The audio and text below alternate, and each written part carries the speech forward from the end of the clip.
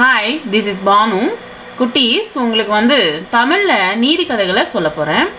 அதில் வர நீதியை தெரிஞ்சுண்டு உங்கள் வாழ்க்கையில் தேவைப்படும் போது பயன்படுத்தி கொள்ளுங்க. இப்போது நம்ம கதைக்குள் போகலாமா? ஒரு வெயில் காலத்தில் ஒரு காக்காவுக்கு வந்து ரொம்ப தாகம் அடிச்சிச்சு. தாகம் எடுத்த உடனே தூரத்துலேருந்து பறந்துட்டு இருக்கும்போது கீழே எட்டி பார்த்துச்சான். எட்டி பார்த்த உடனே அந்த காக்காவுக்கு வந்து ஒரு பானை தெரிஞ்சிச்சு.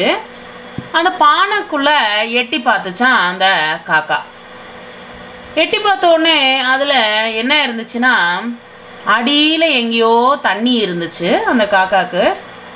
ஆனால் அந்த காக்கா வந்து, ஐயோ என்ன பண்ணுறது, ரொம்ப தாகம் எடுக்குதே, ஏதாவது ஒன்று பண்ணி தான் ஆகணும், ஏன்னா அந்த தண்ணியை குடிக்கணும், ஏன்னா ரொம்ப தாகம் எடுக்குது அந்த காக்காவுக்கு.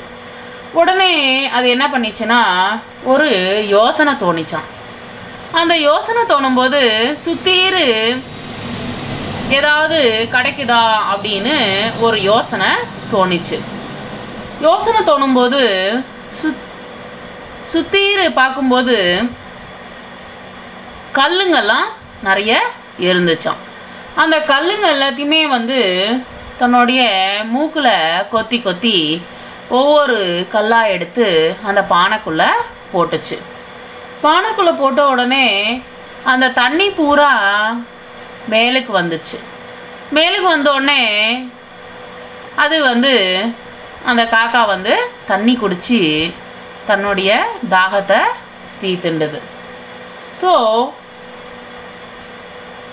குட்டீஸ், கஷ்டம் வரும்போது கொஞ்சம் யோசனை பண்ணி எந்த செயல் செஞ்சாலும் அது வந்து பலனை கொடுக்கும்ன்றது வந்து இந்த கதை மூலமாக நம்ம தெரிஞ்சுட்ட நீதி. Thank you very much.